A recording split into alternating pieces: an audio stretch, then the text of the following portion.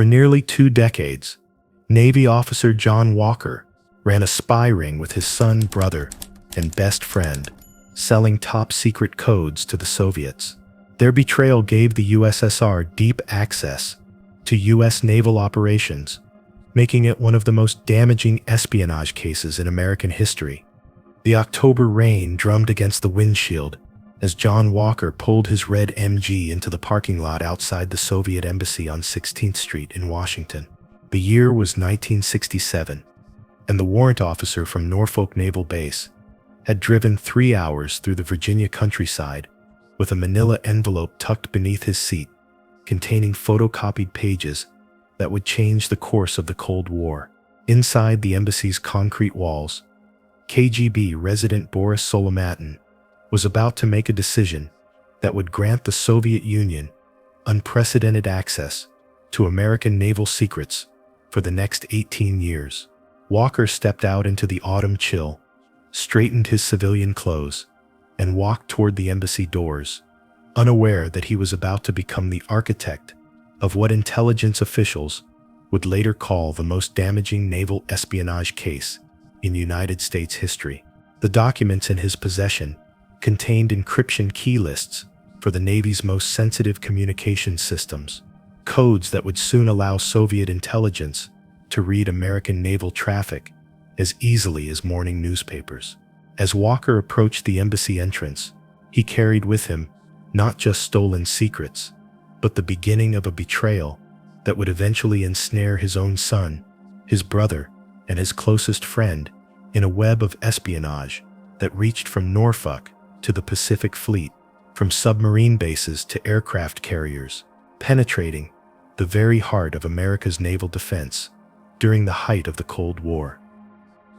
Hello there. If this brief is useful, like the video, so this series reaches more people who care about real records, not rumors. Subscribe for more declassified stories. The story that unfolds here is drawn from declassified files and public archives, a methodical reconstruction of how one man's financial desperation and moral compromise opened a window into American military secrets that remained undetected for nearly 2 decades. This is not a tale of ideological conviction or patriotic fervor gone wrong, but rather the clinical anatomy of betrayal for profit, documented through FBI surveillance transcripts, KGB archives opened after the Soviet collapse, court records, and the painstaking investigative work that finally brought the Walker ring to justice in 1985.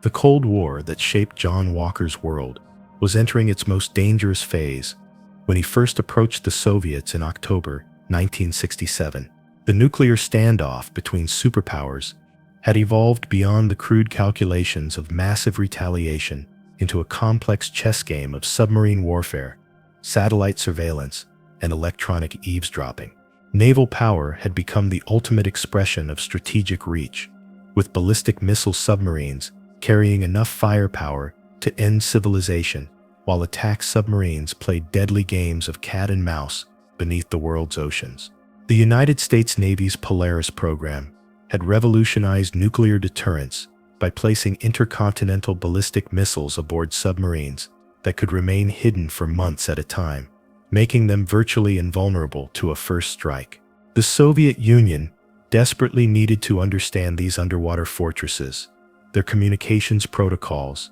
their patrol patterns, and most critically, the encryption systems that connected them to the National Command Authority. Into this strategic environment walked John Anthony Walker Jr.,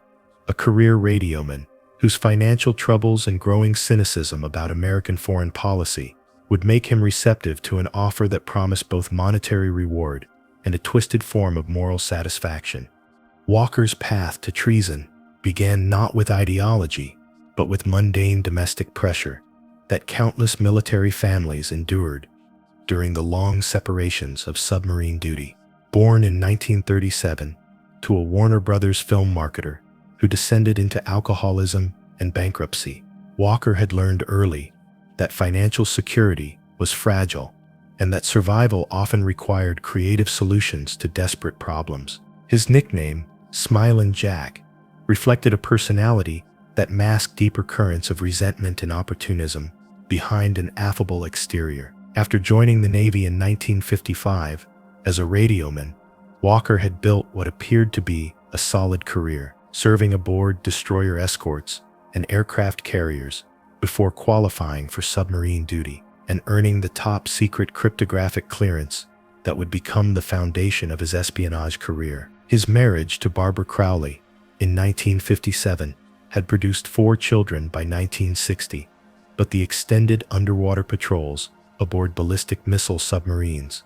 strained the family bonds to breaking point. Barbara's drinking escalated during her husband's absences, and Walker's attempts at civilian business ventures, including a car park and later a bar near Charleston, South Carolina, left him deeply in debt and increasingly bitter about his military service.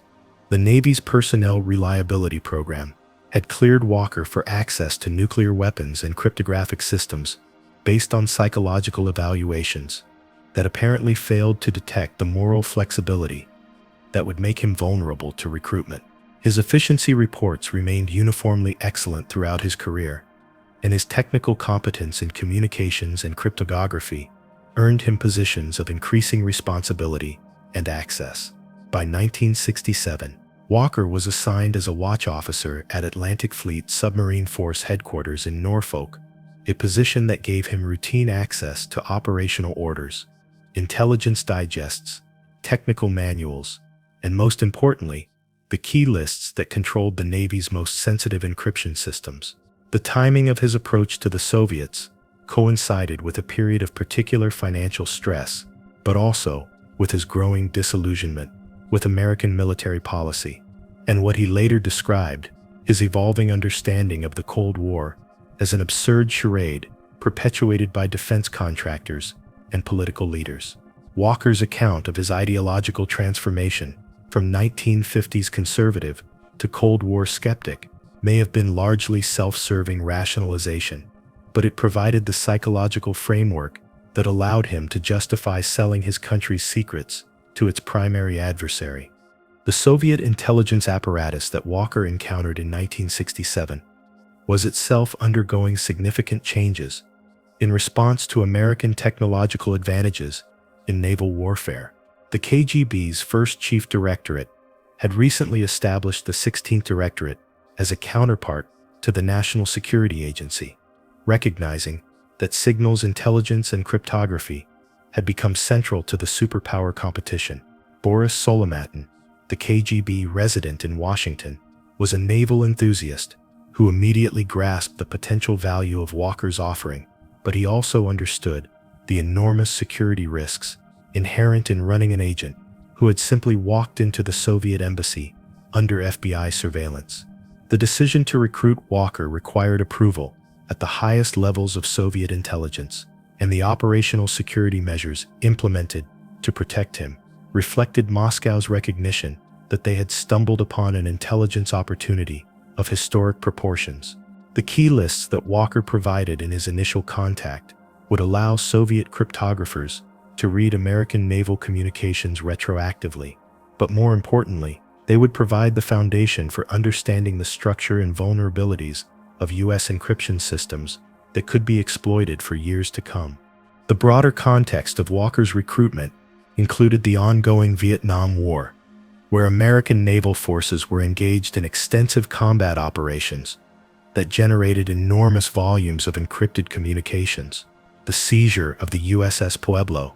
by North Korea in January 1968, just months after Walker's recruitment, provided the Soviets with both the physical hardware of American cryptographic systems through Walker's key lists, the ability to understand how those systems operated. This convergence of events gave Moscow unprecedented insight into American naval operations at a time when the submarine-launched ballistic missile force was becoming the most survivable leg of the nuclear triad. The intelligence requirements that drove Soviet interest in Walker's material reflected not just tactical curiosity about U.S. naval operations, but strategic concerns about the implications of American submarine technology for the nuclear balance. Every encryption key that Walker provided potentially compromised not just individual naval operations, but the broader architecture of American nuclear command and control systems that depended on secure communications between submarines and their controlling authorities.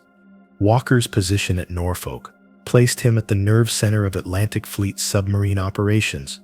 During a period when the Navy was deploying an entirely new generation of nuclear-powered ballistic missile submarines armed with Polaris missiles, the Polaris program represented a quantum leap in nuclear deterrence, creating a force that could remain hidden for months while maintaining the ability to launch devastating retaliatory strikes against Soviet targets. Understanding the deployment patterns,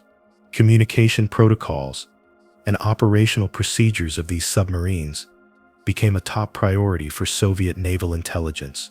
making Walker's access to fleet communications an intelligence windfall of immense strategic value. The timing of his recruitment also coincided with the early phases of what would become the strategic arms limitation talks, where both superpowers sought to understand each other's nuclear capabilities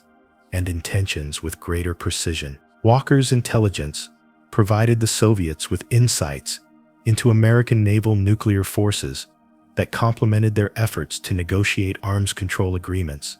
from a position of knowledge rather than speculation about U.S. capabilities and plans. The transformation of John Walker from disgruntled warrant officer to professional spy required mastering techniques of clandestine communication and document handling that the KGB had refined through decades of Cold War operations. Boris Solomatin personally supervised Walker's early training in what intelligence professionals call tradecraft, the specific skills needed to collect, photograph, and transfer classified material without detection. The initial contact at the Soviet embassy had violated every principle of operational security by exposing Walker to FBI surveillance cameras that monitored all visitors to communist diplomatic facilities. But Solomatin decided the potential intelligence value justified the risk of continuing the relationship through more secure methods. Within weeks of their first meeting,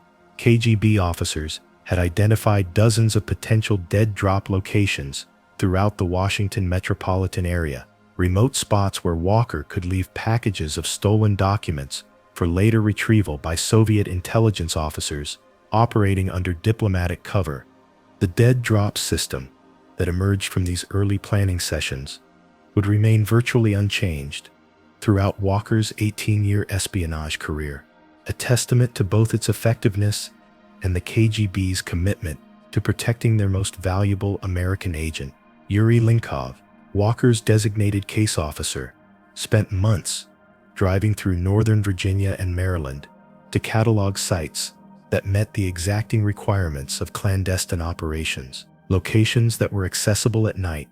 isolated enough to prevent casual observation, but not so remote as to arouse suspicion if someone were discovered there. The selected sites included wooded areas near Poolesville, Maryland, highway rest stops along Interstate 95, and suburban parks where a man could plausibly be walking his dog or exercising in the early morning hours. Each location was carefully surveyed to identify escape routes, potential surveillance positions, and the timing patterns of local law enforcement patrols that might complicate covert operations. Walker's training in photography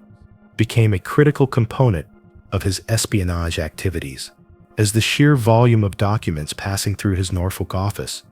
made it impossible to physically remove and return classified material without detection. The KGB provided him with a sophisticated Minox camera specifically designed for document reproduction, along with detailed instructions for achieving consistent results under the varied lighting conditions he would encounter in his bachelor officer quarters room, where most of the photography took place. The technical challenges of document photography required Walker to develop considerable skill in lighting, exposure settings, and film handling, as poor quality reproductions would be useless to Soviet intelligence analysts who needed to read fine print and distinguish between similar alphanumeric characters in encryption key schedules. The learning curve was steep, and Walker's early attempts produced mixed results that required him to reshoot material and develop more systematic methods for organizing and processing the hundreds of documents that crossed his desk each month.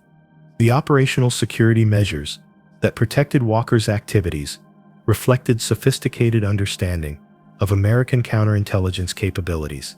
and the specific vulnerabilities of military personnel with access to classified information. The KGB instructed Walker never to discuss his activities with family members, avoid sudden changes in lifestyle that might indicate unexplained income, and maintain the appearance of normal financial stress that would be expected from someone in his circumstances. These instructions proved prescient when Walker's wife Barbara discovered classified documents in their home within a year of his recruitment, creating a security breach that would eventually lead to his downfall nearly 2 decades later. The KGB's warnings about family involvement reflected hard-earned lessons from previous espionage cases, where spousal discovery had led to agent exposure. But Walker's decision to involve Barbara in his activities by taking her to observe dead drop operations demonstrated the kind of operational recklessness that intelligence professionals recognize as an inevitable precursor to compromise. Walker's access to classified material at Norfolk required him to exploit the trust and informal security practices that characterized military communications facilities during the late 1960s. His status as an armed forces courier allowed him to transport documents between different sections of the submarine force headquarters without the kind of detailed accountability that might have detected the temporary removal of sensitive material. The sheer volume of message traffic passing through the communications center made it virtually impossible for supervisors to track individual documents, and Walker's reputation as a competent and reliable radiome meant that his activities attracted little scrutiny from security personnel who were more concerned with preventing unauthorized access by outsiders than monitoring the behavior of cleared personnel. This environment of implicit trust among military communications specialists created opportunities for exploitation that Walker systematically developed over months of careful observation and experimentation. The dead drop operations that became Walker's primary method of intelligence transfer followed a choreographed pattern that remained consistent throughout his espionage career. On designated dates, typically twice per year initially, Walker would drive from Norfolk to predetermined locations in Maryland, where he would deposit packages of photographed documents in specially prepared containers that could withstand weather and remain undetected by casual observers. The containers themselves evolved over time from simple soda cans to more sophisticated packages designed to blend into their surroundings while protecting their contents from moisture and insects. The timing of these operations was coordinated through coded messages broadcast on Soviet shortwave radio transmissions that Walker monitored using commercially available radio equipment, a communication method that provided the KGB with a secure way to adjust schedules and locations without risking direct contact with their agent. The surveillance environment that Walker navigated during his early espionage career reflected the FBI's focus on traditional counterintelligence targets, such as Soviet diplomatic personnel and known intelligence officers operating under official cover. The Bureau's Foreign Counterintelligence Division maintained routine surveillance of Soviet embassy personnel and monitored their contacts with American citizens, but the sheer volume of potential targets and the resource-intensive nature of sustained surveillance meant that most American citizens who had contact with Soviet officials received only cursory attention unless specific intelligence indicated ongoing clandestine activity. Walker's ability to operate undetected for nearly 2 decades suggests that the FBI's counterintelligence efforts during this period were inadequate to detect well-crafted espionage operations that avoided obvious patterns of suspicious behavior. The lack of systematic monitoring of personnel with access to cryptographic material represented a significant gap in American security practices that the Walker case would eventually expose with devastating clarity. The intelligence operations that flowed from John Walker's espionage created a cascade of strategic advantages for Soviet naval forces that extended far beyond the immediate tactical value of individual documents. The key lists and cryptographic material that Walker provided enabled Soviet signals intelligence specialists to decrypt years of archived American naval communications, revealing patterns of submarine deployments, operational procedures, and strategic planning that had previously been invisible to Moscow's military leadership. This retroactive intelligence windfall allowed Soviet naval planners to reconstruct American submarine patrol routes, understand the timing and coordination of naval exercises, and develop countermeasures against detection techniques that U.S. attack submarines used to track Soviet ballistic missile submarines in their patrol areas. The cumulative effect was to significantly reduce the stealth advantage that American submarines had enjoyed since the early days of nuclear propulsion, creating a more balanced underwater competition that fundamentally altered the strategic calculus of nuclear deterrence.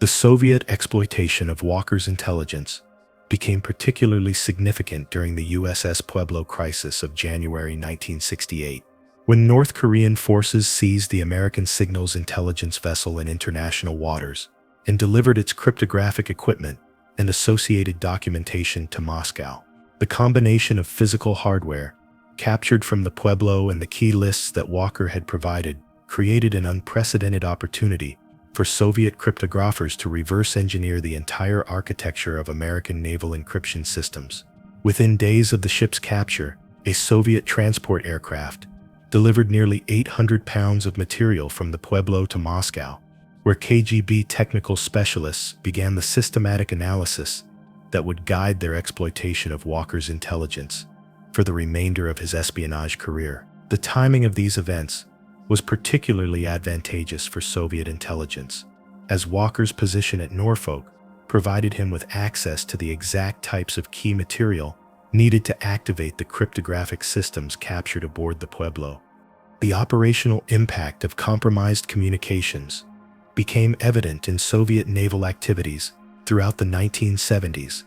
as Moscow's submarine forces demonstrated increasingly sophisticated understanding of American deployment patterns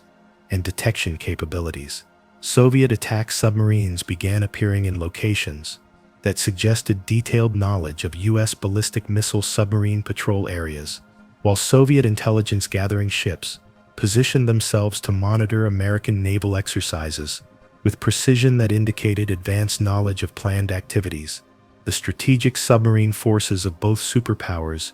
engaged in an underwater game of cat and mouse that became increasingly dangerous as Soviet capabilities improved, leading to several underwater collisions and near-miss incidents that brought the two navies closer to direct confrontation than the public realized at the time. American naval intelligence officers noted these developments with growing concern, but the systematic nature of Soviet improvements in anti-submarine warfare capabilities was attributed to technological advances rather than the comprehensive intelligence penetration that Walker's espionage had made possible. The expansion of Walker's espionage network during the 1970s created multiple channels of intelligence collection that significantly increased the volume and scope of information flowing to Moscow. Jerry Whitworth's recruitment brought the Soviets access to communication systems aboard aircraft carriers and shore-based naval facilities that complemented Walker's submarine-focused intelligence, while the involvement of Walker's family members provided coverage of additional platforms and geographic areas. This diversification of sources allowed Soviet intelligence to cross-reference information from different parts of the American naval establishment, creating a comprehensive picture of U.S. naval capabilities and intentions that would have been impossible to develop from any single source. The network's expansion also increased its vulnerability to detection, as the involvement of multiple individuals created additional opportunities for security breaches and human error that would eventually compromise the entire operation. Whitworth's contribution to the espionage network was particularly valuable because of his access to cryptographic systems aboard major surface combatants and his technical expertise in maintaining and operating sophisticated encryption equipment. His assignments to the aircraft carriers USS Niagara Falls and USS Enterprise placed him at the center of naval aviation operations during some of the most intensive periods of the Vietnam War, when American carrier battle groups were conducting sustained combat operations that generated enormous volumes of encrypted communications. The intelligence that Whitworth provided included not only key lists for various encryption systems, but also technical manuals, maintenance procedures, and operational documents that gave Soviet intelligence analysts detailed understanding of how American cryptographic systems functioned under combat conditions. This information was particularly valuable for developing countermeasures and electronic warfare techniques that could potentially disable or compromise American communications systems during a hypothetical future conflict. The geographic scope of Walker's network extended across multiple time zones and ocean basins as family members and associates occupied positions throughout the American naval establishment. Michael Walker's assignment aboard the USS Nimitz provided intelligence about the Navy's newest nuclear-powered aircraft carrier and the advanced systems it carried, while Arthur Walker's work with defense contractors gave the Soviets access to technical specifications and maintenance procedures for various naval platforms. This distributed collection capability allowed the KGB to monitor American naval developments from research and development through operational deployment, creating an intelligence picture that was both comprehensive and current. The network's ability to provide advance warning of new technologies and operational concepts gave Soviet military planners significant advantages in developing countermeasures and competitive systems. The counterintelligence environment that should have detected Walker's activities was hampered by institutional limitations and resource constraints that reflected broader problems in American security practices during the Cold War. The Naval Investigative Service, which had primary responsibility for investigating security breaches within the Navy, was understaffed and focused primarily on criminal investigations rather than systematic counterintelligence operations. The FBI's Foreign Counterintelligence Division maintained some oversight of military personnel with access to classified information, but the Bureau's resources were stretched thin across multiple targets and geographic areas, making it difficult to conduct the kind of intensive surveillance that might have detected Walker's clandestine activities. The compartmentalized nature of military security clearances also made it difficult for investigators to recognize patterns of suspicious behavior that spanned multiple commands and geographic locations, as different security offices had limited visibility into activities outside their immediate areas of responsibility. The systematic exploitation of American naval cryptographic systems required Walker and his associates to develop sophisticated techniques for identifying, accessing, and reproducing the most sensitive classified material without triggering security procedures designed to detect unauthorized disclosure. Walker's approach to document selection reflected careful analysis of intelligence priorities that the KGB had communicated through coded radio transmissions and dead drop instructions, focusing on key lists for current and future time periods rather than historical material that would have limited operational value. The process of identifying high-value targets among the hundreds of documents that crossed his desk each day required Walker to develop considerable expertise in understanding the significance of different types of cryptographic material and their potential applications in Soviet signals intelligence operations. This technical knowledge, combined with his growing understanding of KGB intelligence requirements, allowed him to maximize the value of each dead drop while minimizing the volume of material that needed to be processed and the time required for clandestine photography. The document photography techniques that Walker mastered over nearly 2 decades of espionage evolved from crude early attempts to sophisticated procedures that produced intelligence-quality reproductions suitable for detailed analysis by Soviet cryptographers. The technical challenges of photographing documents under clandestine conditions required Walker to develop expertise in lighting, camera settings, and film processing that went far beyond the basic photography skills taught in military communications schools. The Minox camera provided by the KGB was specifically designed for document reproduction, but achieving consistent results required considerable practice and attention to detail, particularly when photographing materials that contained fine print, complex diagrams, or alphanumeric sequences, where individual characters had to be clearly distinguishable. Walker's bachelor officer quarters room at Norfolk became a sophisticated document reproduction facility where he developed systematic procedures for organizing, photographing, and packaging the intelligence that would be delivered to Soviet handlers through dead drop operations. The logistics of document handling within Walker's operational environment required careful coordination of his official duties with his clandestine photography activities to avoid detection by security personnel or colleagues who might notice unauthorized access to classified material. Walker's position as a watch officer, an armed forces courier, provided legitimate reasons for handling a wide variety of documents. But the temporary removal of sensitive material for photography required precise timing and detailed knowledge of security procedures that might detect missing items. The development of efficient photography procedures became critical as the volume of valuable intelligence increased, forcing Walker to become more selective in choosing documents and more systematic in organizing his clandestine activities to minimize the time required for each photography session. The technical quality of his reproductions improved significantly over time, reflecting both increased experience with the equipment and better understanding of Soviet intelligence requirements for document reproduction.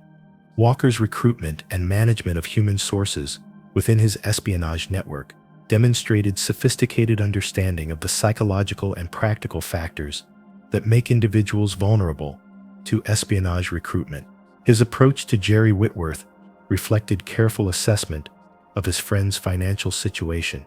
professional frustrations, and personal relationships that might make him receptive to an offer of supplementary income in exchange for access to classified material. The gradual nature of Whitworth's involvement, beginning with relatively innocuous requests for unclassified information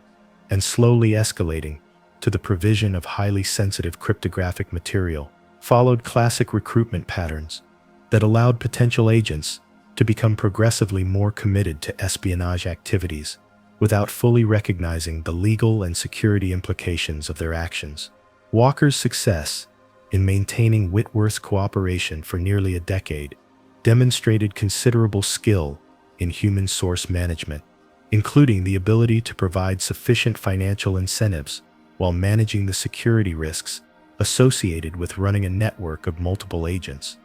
The family recruitment operations that expanded Walker's network to include his son Michael and brother Arthur represented both the greatest operational success and the most significant security vulnerability of his espionage career. The decision to involve family members violated explicit KGB guidance about operational security, but it also provided Walker with access to intelligence sources that would have been impossible to develop through conventional recruitment methods. Michael Walker's position aboard the USS Nimitz gave the network access to one of the Navy's most advanced platforms, while Arthur Walker's work with defense contractors provided technical intelligence about naval systems that complemented the operational information available through other sources. The psychological dynamics of family recruitment created unique management challenges, as Walker had to balance the operational advantages of increased intelligence collection against the heightened security risks that came with involving individuals whose personal relationships with him were well documented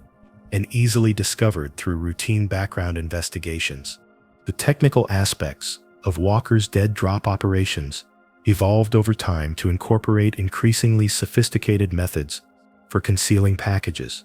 communicating with handlers, and avoiding detection by law enforcement or casual observers. The containers used for document transfer progressed from simple soda cans to specially designed packages that could withstand extended exposure to weather while protecting their contents from moisture, insects, and other environmental hazards. The selection of drop sites required detailed reconnaissance to identify locations that were accessible during hours of darkness, provided adequate concealment for the brief period required to deposit or retrieve packages, and offered multiple escape routes in case of unexpected surveillance or interference. The timing of drop operations was coordinated through coded shortwave radio transmissions that Walker monitored using commercially available equipment, a communication method that allowed for schedule adjustments and emergency procedures without requiring direct contact between agent and handlers.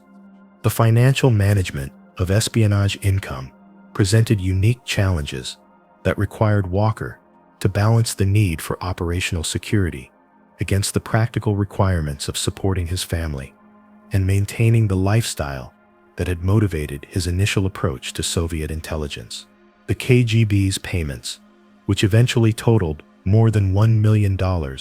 over the course of his espionage career, had to be integrated into Walker's financial situation in ways that would not attract attention from security investigators or explain sudden improvements in his economic circumstances. Walker's cover story about income from private investigation work and other civilian employment provided a plausible explanation for moderate increases in his standard of living, but the substantial sums involved in his espionage activities required careful laundering through legitimate business activities and investments that could account for his apparent prosperity. The financial aspects of his espionage became increasingly complex as the network expanded and multiple individuals required compensation for their intelligence contributions, creating additional opportunities for security breaches and financial investigations that might expose the entire operation. The financial architecture that supported Walker's espionage network revealed the sophisticated methods that Soviet intelligence employed to sustain long-term penetration operations while maintaining operational security and political deniability. The KGB's payments to Walker and his associates, totaling more than $1 million over nearly 2 decades, represented a significant investment in human intelligence that reflected Moscow's recognition of the strategic value of American naval cryptographic secrets. The financial structure was carefully designed to provide sufficient incentives to maintain agent cooperation while avoiding the kind of dramatic lifestyle changes that might attract counterintelligence attention. Initial payments to Walker were modest, reflecting both the KGB's caution about a new and potentially dangerous agent and their desire to test his reliability before making major financial commitments. As Walker proved his value and demonstrated his ability to operate without detection, the payments increased substantially, eventually reaching levels that provided him with a comfortable lifestyle that supplemented his military pension and civilian income. The monetary incentives that motivated Walker's network members varied significantly based on their individual circumstances, access to classified material, and perceived value to Soviet intelligence operations. Jerry Whitworth's compensation reflected his technical expertise and access to advanced cryptographic systems, with monthly payments that ranged from $2,000 to $4,000 during his most productive periods. Michael Walker, despite his access to intelligence aboard the USS Nimitz, received more modest compensation that reflected both his junior status within the network and his father's desire to limit his son's financial exposure to investigation. Arthur Walker's payments were structured to appear as legitimate consulting fees for his technical expertise, a cover story that was somewhat plausible given his work with defense contractors, but ultimately proved insufficient to withstand detailed financial investigation by federal authorities. The broader economic context of Walker's espionage reflected the Soviet Union's massive investment in military intelligence during the height of the Cold War, when Moscow allocated enormous resources to understanding American military capabilities and intentions. The KGB's willingness to pay substantial sums for Walker's intelligence demonstrated the high value that Soviet military planners placed on signals intelligence and cryptographic penetration as force multipliers that could potentially offset American technological and numerical advantages in naval warfare. The cost-effectiveness of human intelligence operations, like Walker's network, compared favorably with the massive resources required for technical intelligence collection systems, such as satellites and electronic surveillance platforms, making espionage an attractive option for a Soviet economy that was increasingly strained by the costs of military competition with the United States. The political dimensions of Walker's espionage extended beyond the immediate intelligence value of his activities to encompass broader questions about the nature of superpower competition and the role of human intelligence in strategic decision-making. The KGB's careful management of Walker's case reflected Moscow's understanding that the intelligence he provided was too sensitive to be shared widely, even within the Soviet government, because exposure of the source could compromise one of their most valuable penetrations of American military communications. This compartmentalization meant that much of Walker's intelligence was analyzed by a small group of specialists who prepared sanitized reports for senior military and political leaders, without revealing the specific sources and methods used to obtain the information. The political value of Walker's intelligence was particularly significant during periods of international tension, when Soviet leaders needed accurate assessments of American military capabilities and intentions to make informed decisions about their own military deployments and diplomatic strategies. The prisoner exchange negotiations that occasionally surfaced during Walker's espionage career demonstrated the complex intersection of intelligence operations with formal diplomatic relations between the superpowers. The KGB's investment in Walker and other American agents created potential bargaining chips that could be used in negotiations for the release of Soviet intelligence officers captured by American authorities, though the extreme sensitivity of Walker's case made him an unlikely candidate for such exchanges. The precedent established by previous spy swaps, including the Gary Powers exchange in 1962, provided a framework for potentially resolving espionage cases through diplomatic channels rather than criminal prosecution. But the political costs of acknowledging the existence of major intelligence penetrations often made such negotiations impossible. The Walker case ultimately developed during a period when both superpowers were becoming less willing to engage in formal prisoner exchanges, preferring to handle espionage cases through their respective criminal justice systems rather than diplomatic channels. The legal infrastructure that governed espionage prosecutions during Walker's career reflected evolving American approaches to national security crimes and the balance between public prosecution and intelligence protection. The classification of much of the evidence in Walker's case created significant challenges for federal prosecutors who needed to prove the scope and impact of his espionage, while protecting intelligence sources and methods that remained operationally sensitive. The plea bargaining process that ultimately resolved Walker's case demonstrated the practical difficulties of conducting public trials in major espionage cases, where the disclosure of evidence might cause additional damage to national security even after the primary intelligence breach had been discovered and terminated. The legal precedents established by Walker's prosecution would influence the handling of subsequent espionage cases and contribute to the development of more sophisticated approaches to protecting classified information during criminal proceedings. The propaganda value of Walker's espionage for both superpowers reflected the complex relationship between intelligence operations and public diplomacy during the final phases of the Cold War. For Soviet leaders,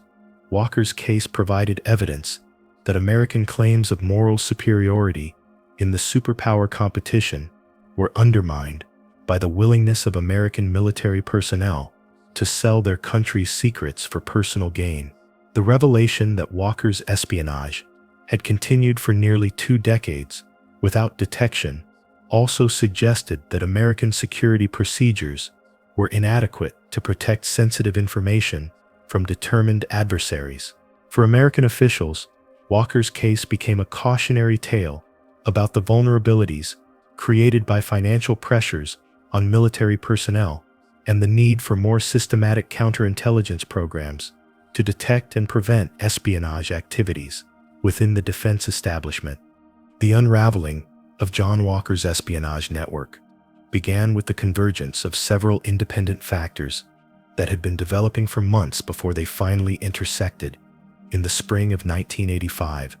to expose nearly 2 decades of Soviet penetration of American naval communications. Jerry Whitworth's growing anxiety about his espionage activities had manifested itself in increasingly erratic behavior that included anonymous letters to the FBI, using the pseudonym Russ, and deliberate sabotage of some document photography to force the KGB to pay him twice for the same material. His psychological deterioration reflected the accumulated stress of years of clandestine activity, combined with growing fears that the network's expansion had made detection inevitable. But his inability to follow through on his anonymous contacts with federal authorities meant that his warnings were filed away as crank correspondence rather than investigated as potential intelligence leads. The missed opportunity represented a significant failure of FBI procedures for handling anonymous tips, as the ROS letters contained sufficient detail about cryptographic systems and espionage methods to warrant serious investigation if they had been properly analyzed and acted upon. Barbara Walker's decision to contact the FBI in November 1984 reflected years of accumulated resentment toward her ex-husband, combined with encouragement from their daughter Laura to finally report what she had known about his espionage activities since the late 1960s. Her initial contact with FBI Special Agent John Hodges in Boston was compromised by her apparent intoxication and emotional instability, factors that led Hodges to dismiss her allegations as potentially unreliable information from a bitter ex-wife seeking revenge against her former husband. Agents' failure to recognize the significance of Barbara Walker's specific knowledge about dead drop procedures, cryptographic systems, represented another crucial missed opportunity that delayed Walker's apprehension by several months and allowed him to continue his espionage activities while federal investigators slowly developed their case. The institutional failures that characterized the FBI's initial response to Barbara Walker's information reflected broader problems in the Bureau's handling of espionage cases during a period when counterintelligence was not considered a high priority compared to other law enforcement activities. The breakthrough that finally initiated serious investigation of Walker came when FBI Supervisor Joseph Wolfinger conducted a routine quarterly review of inactive files at the Norfolk field office and recognized the potential significance of Barbara Walker's allegations. Wolfinger's decision to reopen the case and assign it to experienced counterintelligence agent Robert Hunter reflected the kind of systematic case management that should have occurred months earlier when Barbara Walker first contacted federal authorities. Hunter's methodical approach to developing the investigation demonstrated the effectiveness of proper counterintelligence procedures when they were finally applied to Walker's case, as he quickly identified patterns of suspicious behavior and began building the surveillance capabilities needed to document Walker's espionage activities. The investigation's rapid progress, once it was properly resourced and managed, highlighted the institutional failures that had allowed Walker to operate undetected for so many years. The technical surveillance capabilities that the FBI brought to bear on Walker during the final months of his espionage career demonstrated the Bureau's sophisticated understanding of modern counterintelligence methods. When adequate resources were allocated to high-priority cases, the court authorized wiretaps on Walker's telephones, provided investigators with insights into his communications patterns and personal relationships, while physical surveillance teams documented his travel patterns and identified potential dead drop locations that he had been using for years without detection. The FBI's ability to monitor Walker's activities without alerting him to their investigation reflected careful planning and execution of surveillance operations that avoided the kind of obvious presence that might have warned him to cease his espionage activities or attempt to flee the country. The technical quality of the FBI's surveillance during this period contrasted sharply with the Bureau's failure to detect Walker's activities during the previous 18 years, suggesting that institutional priorities and resource allocation had been more significant factors in his long-term success than any particular sophistication in his operational security. The coordination between FBI counterintelligence investigators and Naval Investigative Service personnel during the final phase of Walker's case demonstrated the kind of interagency cooperation that was essential for successful espionage investigations, but had been lacking during most of his career. Michael Walker's confession aboard the USS Nimitz provided crucial corroboration of his father's espionage activities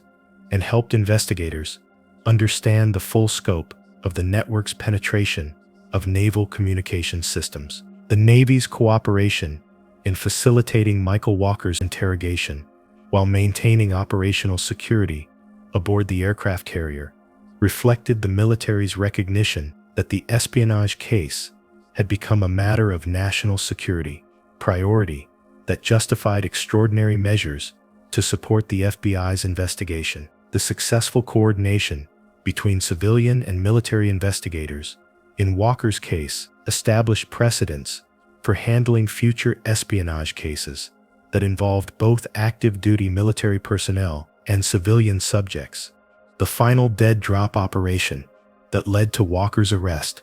on May 20th, 1985,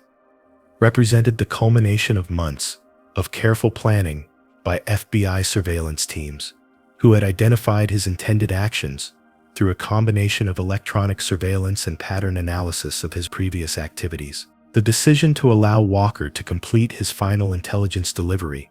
before arresting him provided federal prosecutors with definitive evidence of his espionage activities, while also revealing the full extent of classified material that he had been providing to Soviet intelligence. The 127 classified documents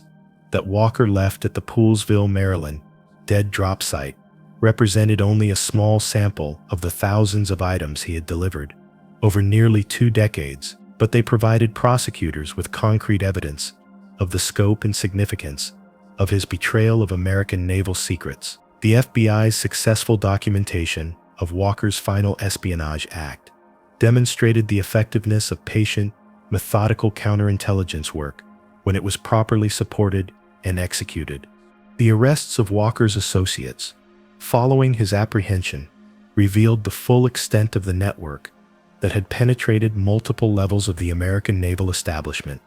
and exposed the systemic security vulnerabilities that had made such comprehensive espionage possible. Jerry Whitworth's surrender to federal authorities following Walker's arrest demonstrated his recognition that the network's exposure made continued resistance impossible, while Arthur Walker's arrest revealed the extent to which family relationships had been exploited to expand the espionage operation beyond its original scope. The rapid collapse of the entire network following Walker's arrest reflected both the centralized nature of his control over espionage activities and the psychological pressure that his exposure placed on associates who had been operating under the assumption that their activities would remain secret indefinitely. The legal proceedings that followed the Walker spy ring's exposure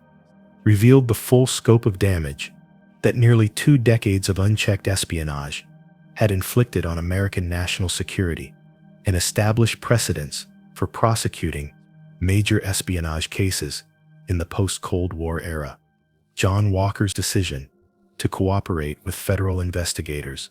in exchange for a life sentence rather than the death penalty provided prosecutors and intelligence officials with unprecedented insights into Soviet intelligence operations and the methods used to exploit American military personnel with access to classified information. His detailed debriefings revealed not only the specific intelligence that had been compromised, but also the sophisticated techniques that the KGB had employed to manage long-term penetration operations, while maintaining operational security and protecting their most valuable sources. The information provided by Walker's cooperation became the foundation for major changes in American counterintelligence procedures and security practices designed to prevent similar penetrations in the future. The damage assessment, conducted by American intelligence agencies following Walker's arrest, revealed that Soviet access to naval cryptographic systems had provided Moscow with strategic advantages that had influenced the balance of power during critical phases of the Cold War. Secretary of Defense Caspar Weinberger's conclusion that the Soviet Union had made significant gains in naval warfare capabilities directly attributable to Walker's espionage reflected the assessment of military professionals who understood the operational implications of compromised communications security. The specific areas of damage included Soviet knowledge of American submarine deployment patterns, understanding of nuclear command and control procedures, and insights into the technical capabilities of advanced naval platforms that had previously been among America's most closely guarded secrets. The cumulative effect of this intelligence compromise had potentially altered the strategic balance in ways that would take years to fully understand and remedy. The institutional changes that resulted from the Walker case included major reforms in military personnel security procedures, counterintelligence training programs, and the oversight mechanisms designed to detect espionage activities before they could cause significant damage. The Defense Department's implementation of more rigorous background investigations, periodic security reviews, and financial monitoring of personnel with access to sensitive information reflected lessons learned from Walker's ability to operate undetected, despite numerous indicators that should have triggered security concerns. The establishment of new procedures for handling anonymous tips and suspicious activity reports addressed the specific failures that had delayed Walker's detection, even after federal authorities had received credible information about his espionage activities. These reforms represented recognition that traditional security clearance procedures were inadequate to address the evolving threats posed by foreign intelligence services seeking to exploit American military personnel. The historical reassessment of Cold War naval competition that followed revelations about Walker's espionage provided new perspectives on the strategic dynamics that had shaped superpower relations during the 1970s and early 1980s. The recognition that Soviet naval capabilities had been significantly enhanced by access to American cryptographic systems required military historians, strategic analysts, to reconsider their understanding of the underwater warfare competition that had been central to nuclear deterrence during the latter phases of the Cold War. The psychological impact of discovering that American naval communications had been systematically compromised for nearly 2 decades extended beyond the immediate operational consequences to challenge fundamental assumptions about the security of military communications and the effectiveness of counterintelligence programs. The public disclosure of Walker's espionage through criminal trials and congressional investigations provided American citizens with unprecedented insights into the methods and consequences of Cold War espionage, while raising difficult questions about the balance between national security, public accountability. The classification of much evidence in Walker's case meant that the full extent of damage to American interests could not be publicly revealed, creating ongoing debates about the adequacy of existing security procedures and the effectiveness of government responses to espionage activities. The media coverage of Walker's case helped educate the American public about the reality of intelligence operations and their impact on national security, but it also revealed the limitations of democratic oversight when dealing with highly classified intelligence matters that could not be fully disclosed without causing additional damage to national interests. The KGB's perspective on Walker's espionage,